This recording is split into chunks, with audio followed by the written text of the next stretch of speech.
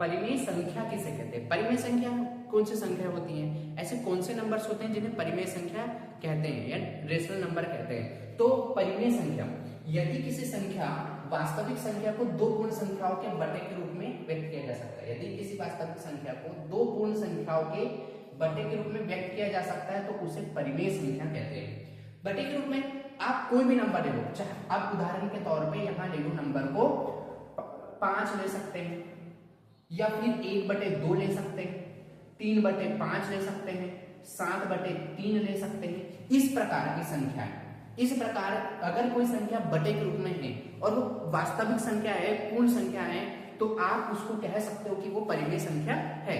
बहुत सिंपल सी परिभाषा है कि जब किसी संख्या को हम बटे के रूप में लिख सकते हैं, यानी कि हम इसको कुछ इस प्रकार की परिभाषित कर सकते हैं कि किसी संख्या को p/q के रूप में व्यक्त करना, किसी संख्या को p/q के रूप में व्यक्त करना क्या कहलाता है? परिमेय संख्या कहलाता है। एक शर्त यहाँ पे है कि ये जो q है ये 0 के बराबर में नहीं होना चाहिए, तो वो संख्या क्या कहलाती है? परिमेय संख्या कहलाती है। परिमेय संख्या की बहुत प्रकार से परिभाषित किया जा सकता है, लेकिन सबसे बेस्ट परिभाषा ये होगी कि किसी भी संख्या को आप p/q के रूप में लिख सकते हैं, वो संख्या परिमेय संख्या कहलाती है। और यहाँ पे q जो होना चाहिए वो 0 के बराबर नहीं होना चाहिए, है ना। सीरीज को आगे बढ़ाते हुए हम यहाँ पे देखेंगे कि अपरिमेय संख्या क्या होती है। अपरिमेय संख्या क्या होती है? यदि किसी वास्तविक संख्या को दो पूर्ण संख्याओं के बटे के रूप में व्यक्त नहीं किया जा सकता, उसे अपरिमेय संख्या बोलेंगे, उसे अपरिमेय संख्या बोलेंगे। अब अपरिमेय संख्या के उदाहरण में क्या गया? तो अपरिमेय संख्या जैसे कि आप करने वाली संख्या करनी 3 ले लो, करनी 5 ले लो, करनी 7 ले लो, इस प्रकार की संख्याएं क्या कहलाती है? अपरिमेय संख्या कहलाती है। जैसे कि यहाँ पे आप पाई ले लो, है ना। तो ये जो संख्याएं होती है, ऐसी संख्याएं जिसे हम p/q के रूप में नहीं लिख सकते हैं, वो क्या कहलाती है? अपरिमेय संख्या कहलाती है ना। और परिमेय संख्या में हमने देखा कि वे संख्याएं जिसे p/q के रूप में लिख सकते हैं वो परिमेय संख्या है, और जिसे p/q के रूप में नहीं लिख सकते वो अपरिमेय संख्या है। छोटा सा कॉन्सेप्ट हो गया हमारा परिमेय और अपरिमेय संख्या के। इसके बाद मैं आपको लेकर चलता हूं पीछे की ओर। तो पीछे की ओर मतलब संख्या पद्धति की ओर। संख्या पद्धति को अंग्रेजी में नंबर सिस्टम कहते हैं, और नंबर सिस्टम यानी कि संख्या पद्धति। अब इस संख्याओं को सिस्टमेटिकली लिखने का जो एक क्रम चुना गया वो कहलाया संख्या पद्धति।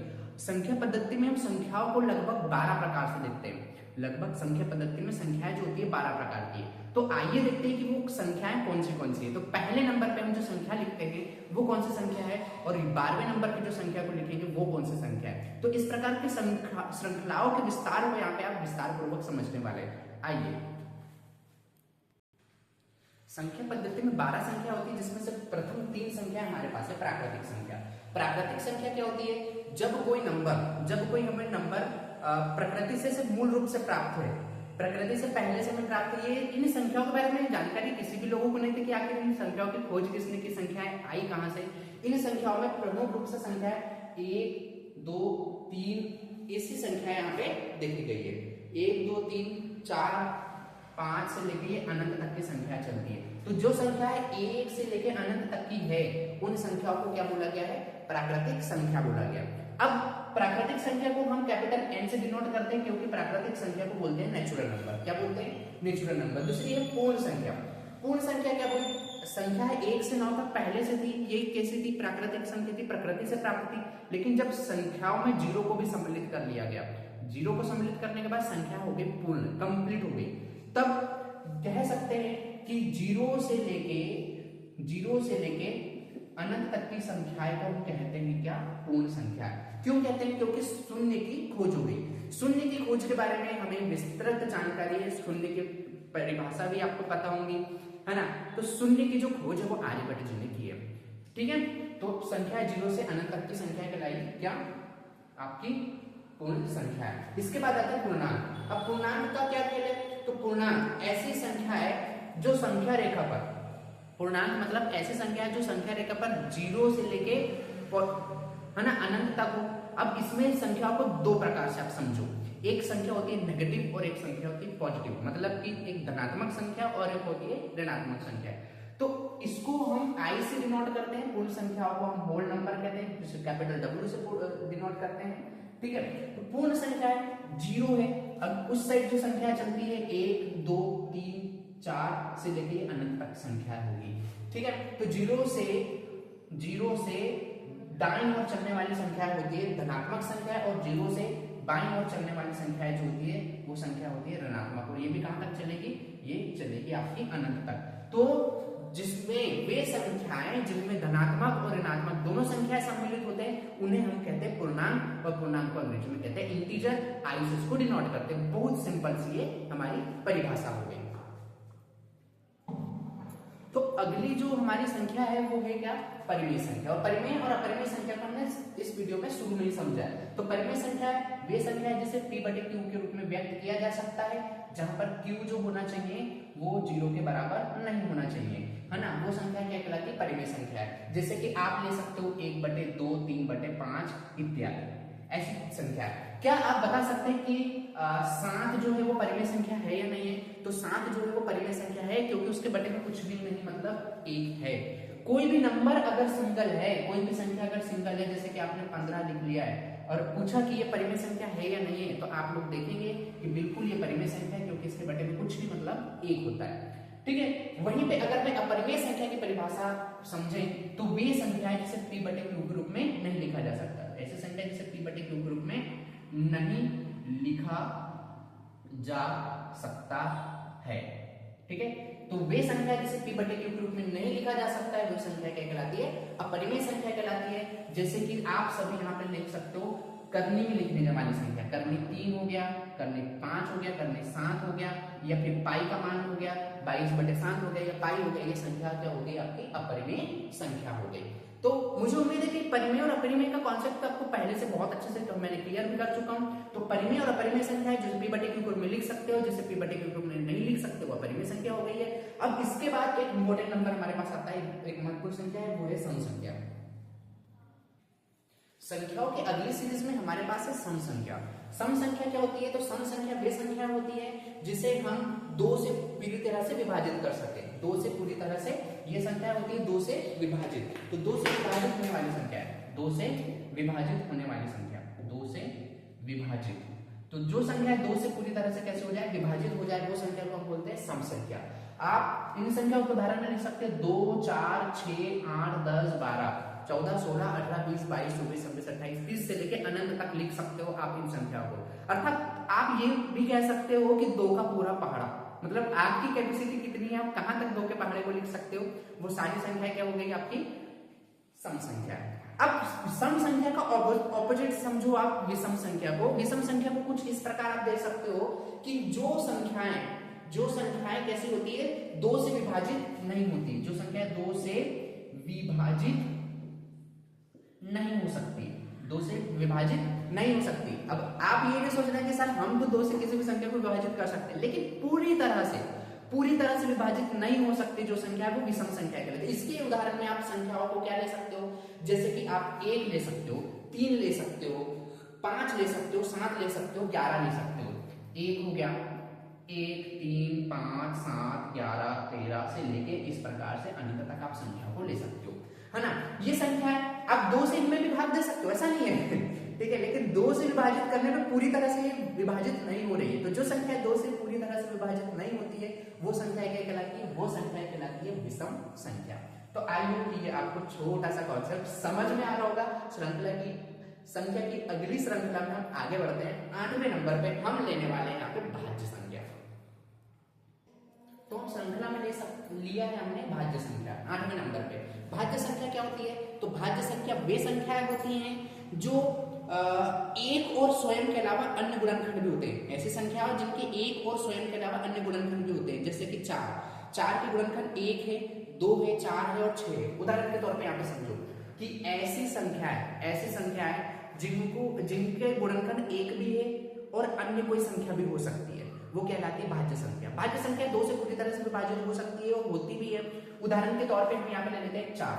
तो 4 जो है वो 4 से भी विभाजित है, 1 से भी विभाजित और अन्य संख्या से भी विभाजित है। 4 के गुणनखंड आप लिख सकते हैं 1 भी होता है और 2 भी होता है और 4 भी होता है, 1 है ना, ठीक है। तो ये क्या हो गया, जैसे 4 के गुणनखंड 1 है, 4 है, जैसे 1 भी हो गया, आप 4 को ऐसा लिख सकते हो, 1 भी लिख सकते हो और 4 भी लिख सकते हो, है ना।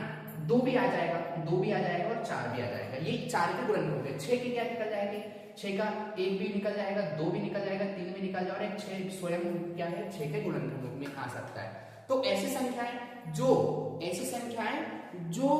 स्वयं के अलावा उसके अन्य गुणनखंड भी होते हैं वो क्या कहलाती है, भाज्य संख्या कहलाती है, ठीक है। और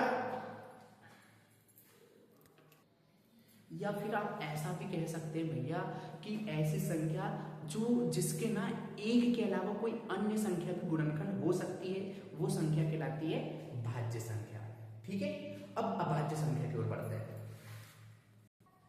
अभाज्य संख्या क्या होती है, अभाज्य संख्या ये केवल और केवल एक और स्वयं, ये केवल और केवल एक से या फिर स्वयं से विभाजित हो, और दूसरी है ना, यानी इसके जो गुणनखंड होंगे या तो एक होगा या तो फिर वो स्वयं होगा, बल्कि उसके अलावा इसमें कोई संख्या नहीं आएगी, वो क्या कहलाती है अभाज्य संख्या। जैसे कि उदाहरण के तौर पे अपन लिख सकते हैं यहाँ पे 2। अब 2 के गुणनखंड क्या होंगे बेटा, 2 के गुणनखंड होंगे हमारे क्या, 2 का 1 होगा या फिर 2 होगा, है ना। जैसे कि 3 ले लो, 3 के क्या गुणनखंड होंगे, ये संख्या ऐसी है जो सिर्फ 1 से विभाजित होगी या फिर 3 से होगी।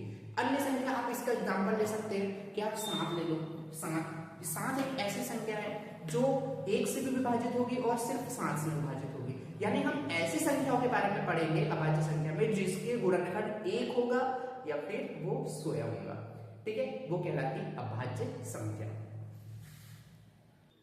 एक सीरीज में क्या चलेगा, जैसे कि 2 हो गया, 3 हो गया, 7 हो गया, 11 हो गया, 13 हो गया, 15 नहीं आएगा, क्योंकि 15 जो है ना, 15 जो है इसके गुणनखंड क्या होंगे, 1 भी होगा, ठीक है, 3 भी होगा, 5 भी होगा, ठीक है, और एक स्वयं 15 भी होगा, है ना। तो इसके कितने सारे गुणनखंड निकल जा रहे हैं, किसके, 15 के। तो 15 को हम अभाज्य संख्या नहीं बोल सकते, ठीक है। हम अभाज्य संख्या उसे कहते हैं जिसके गुणनखंड सिर्फ और सिर्फ 1 हो और वो स्वयं हो। 17 एक ऐसी संख्या होगी जिसका गुणनखंड 1 है और सिर्फ 17, यानी कि ये केवल और केवल 1 से या 17 से विभाजित हो सकती है। इसी संख्या में 19 को ले सकते हैं, 23 को ले सकते हैं, है ना। 21 भी नहीं आएगा, 21 भी नहीं आ सकता, 29 आएगा डायरेक्ट इसमें, 25 भी नहीं आ सकता, 26 भी नहीं है, 27 भी नहीं है, 28 भी नहीं है, 29 क्या होगी, अभाज्य संख्या होगी, ठीक है। अरे समझ में, 30 के बाद 31, 30 भी अभाज्य संख्या नहीं है, 31 जो है वो अभाज्य संख्या, क्यों, 31 जो है सिर्फ 1 के पहाड़े में आती है या फिर सिर्फ और सिर्फ 31 के पहाड़े में आ सकता है, तो 31 अभाज्य संख्या का एक उदाहरण हुआ। श्रृंखला में अगली इसी श्रृंखला को आगे बढ़ाते हुए हमने 90 नंबर पे जो संख्या की है, 90 नंबर पे जो संख्या आती है वो आती है सह अभाज्य संख्या। सह अभाज्य संख्या क्या होती है, इस संख्या की परिभाषा को थोड़ा डीपली देखेंगे हम, ठीक है, क्योंकि इसमें थोड़ा सा बच्चों को कंफ्यूजन रहता है। सह अभाज्य संख्या परिभाषा देखिए, 2 या 2 से अधिक संख्या, क्या 2 या 2 से अधिक संख्याओं के बीच यदि अधिकतम उभयनिष्ठ यानी कॉमन एक हो, 2 संख्या लेना है या 2 संख्या दी गई है, उनमें दोनों में क्या कॉमन है, अगर दोनों में सिर्फ और सिर्फ एक कॉमन है तो वो संख्या क्या कहलाती है, सह अभाज्य संख्या, को प्राइम कह सकते हो उसको आप, ठीक है। जैसे कि 2 और 3, 2 के गुणनखंड क्या होंगे बेटा, 1 और 2, 3 के गुणनखंड क्या होंगे, जैसे 2 का गुणनखंड क्या होगा, 2 के गुणनखंड होंगे क्या, 1 और 2, और वहीं 3 के गुणनखंड क्या होंगे, तो 3 के गुणनखंड होंगे 1 और 3, तो दोनों में क्या कॉमन दिख रहा है, दोनों में क्या कॉमन दिख रहा है, दोनों में सिर्फ और सिर्फ एक कॉमन दिख रहा है, दोनों में सिर्फ और सिर्फ एक कॉमन दिख रहा है, अतः ये संख्या कैसी हुई, ये अभाज्य संख्या, सह अभाज्य संख्या हुई, ठीक है। जैसे कि 3 और 4, 3 के गुणनखंड क्या होंगे, 1 और 3, 4 के क्या गुणनखंड होंगे, 1 और 4, ठीक है, या फिर 2 होंगे और 2 होंगे, ठीक है, या फिर आप यहाँ पे 4 लिख लो, 4 एकम 4, दोनों में क्या कॉमन दिख रहा है, दोनों में क्या कॉमन दिख रहा है, 1 दिख रहा है। तो यहाँ पे 2 संख्याओं के मध्य अगर आपको उभयनिष्ठ यानी कि कॉमन सिर्फ क्या दिख रहा है, 1 दिख रहा है, 1 यानी कि संख्या सिर्फ 1, मैं एक नंबर की बात कर रहा हूँ, ठीक है, आप कोई भी एक नंबर ना ले ले, तो सिर्फ और सिर्फ क्या दिख रहा है, एक संख्या कॉमन दिख रही है, तो वो संख्या क्या है, यहाँ पे आप उस संख्या को परिभाषित कर सकते हो कि वो संख्या सह अभाज्य संख्या है। तो मुझे उम्मीद है कि आपको इस संख्या पद्धति में, नंबर सिस्टम में, ये जो हम सीरीज पढ़ रहे हैं, इस सीरीज में हमें लगभग 12 संख्या कंप्लीट करने वाले हैं, जिसमें से 90 नंबर की सह अभाज्य संख्या की परिभाषा आपको समझ में आएगी।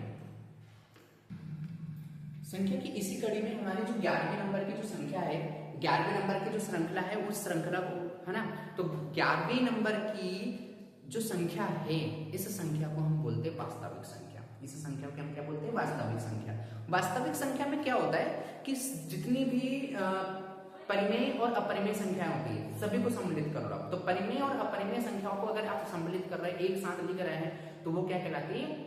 वास्तविक संख्या कहलाती है, रियल नंबर कहलाती है। मतलब रेशनल और इरेशनल नंबर का जो आपके पास समूह बना हुआ है, ग्रुप बना हुआ है, या फिर ऐसी संख्या है जो रेशनल और इरेशनल नंबर सभी हो सकती है, वो संख्या कहलाती है वास्तविक संख्या। वास्तविक संख्या को अंग्रेजी में रियल नंबर बोलते हैं, है ना। और सभी परिमेय संख्या और अपरिमेय संख्याओं के सम्मिलित रूप से लिखने पर हमें वास्तविक संख्या प्राप्त होती है। हमें वास्तविक संख्या प्राप्त होती है, प्राप्त होती है। उदाहरण के तौर पे आप यहाँ पे देख सकते हो, उदाहरण के तौर पे कर्णी 3 हो गया, कर्णी 2, कर्णी 5 या 4/11, ये क्या हो गई? हमारी वास्तविक संख्या हो गई। ठीक है। 11/7, 11/7 भी आप ले सकते हो। बहुत सारे एग्जांपल ले सकते हो। 29 बटे आप ले सकते हो 17। ये सारी संख्याएं जो कैसी होती है? वास्तविक संख्या होती है ना। जो परिमेय संख्या होती है, परिमेय संख्या जो b बटे के रूप में लिखे जा सकती है, वो बात क्या हो गई आपकी? वो भी वास्तविक संख्या होगी। अपरिमेय संख्या जैसे p बटे के अपने आप में नहीं लिख सकते, वो भी आपकी क्या है? वास्तविक संख्या है, जैसे, है ना।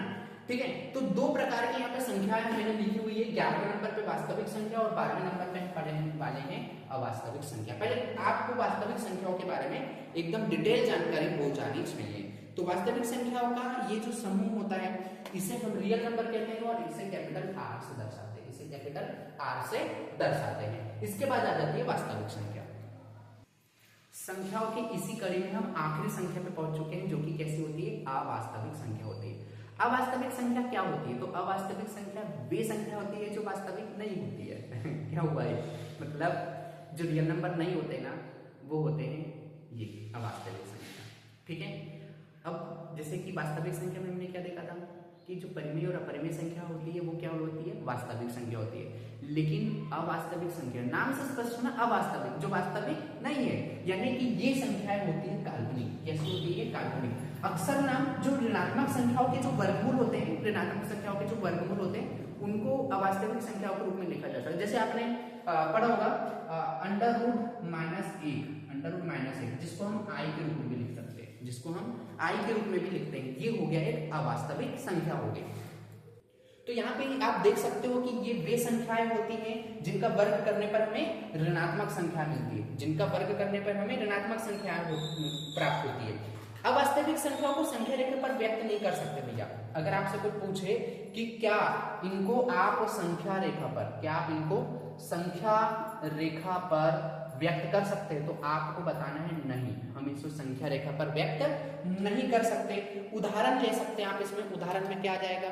उदाहरण में आपका आ जाएगा भैया, जैसे कि कर्णी में आप लिख सकते हो -1, है ना, जिसे हम i भी कहते हैं, जिसे हम i भी कहते हैं।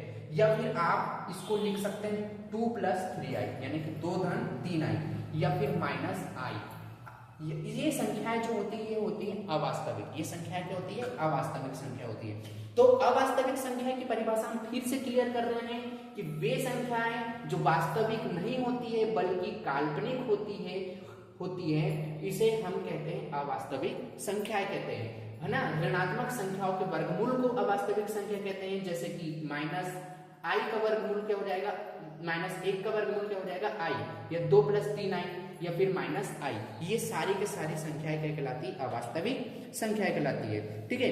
ये वे संख्याएं हैं जो वास्तविक संख्याओं के समुच्चय से बाहर है। ये ऐसी संख्या होती है जो वास्तविक संख्याओं का जो ग्रुप होता है उससे टोटली बाहर होती है, तो ये कहलाती है अवास्तविक संख्याएं। सो नंबर सिस्टम की, यानी कि संख्या पद्धति की इस पूरे सिस्टम में आपने लगभग 12 प्रकार के संख्याओं का अध्ययन किया। 12 प्रकार के संख्याएं, जिसमें आपने सबसे पहले कौन सी संख्या देखी? सबसे पहले आपने वास्तविक संख्या देख ली, पूर्ण संख्या देख ली, पूर्णांक देख लिया, अपरिमेय देख लिया, परिमेय देख लिया, सम संख्या, विषम संख्या। उसके बाद आपने भाज्य संख्या देखी, अभाज्य संख्या देखी, सहभाज्य संख्या देखी, परिमेय देख ली, अपरिमेय, ये तो पहले हो गया था, सहभाज्य, फिर आपकी वास्तविक संख्या, और आखिरी में हमने जो एक संख्या देखी वो थी अवास्तविक संख्या। तो मुझे उम्मीद है कि 1 से लेके पूरी 12 तक की जो संख्याओं की परिभाषा और उनके उदाहरण आपको अच्छे से समझ में आई होगी। डिटेल सॉल्यूशन था ये, डिटेल परिभाषित पूरी के पूरी इस सीरीज में हमने संख्या, प्राकृतिक संख्या को लिया और आखिर में हमने अवास्तविक संख्याओं को लिया और हमने इसको समझने का प्रयास किया। तो आपने देखा कि संख्या पद्धति में संख्याओं को लिखना, संख्याओं को पढ़ना सिस्टमेटिकली, व्यवस्थित रूप से पढ़ने की और लिखने की जो पद्धति होती है वो संख्या पद्धति कहलाती है। इसमें आप देख रहे हैं कि 0 से लेके अनंत तक की सारी संख्याओं का आप स्टडी कर रहे हो, है ना। तो ये हो गया एक संख्या पद्धति का सेटअप, ठीक है। तो आई होप कि आज के लिए इतना काफी है। कल हम देखेंगे इससे संबंधित प्रश्न, इससे संबंधित सवाल कि आखिर संख्या पद्धति में या फिर वास्तविक संख्या को कैसे जोड़ा जाए, घटाया जाए, पूर्णांक को कैसे किया जाए हल, है ना। तो इस प्रकार की सीरीज हम नेक्स्ट वीडियो में देखेंगे। आज के लिए इतना काफी है। Thank you so much.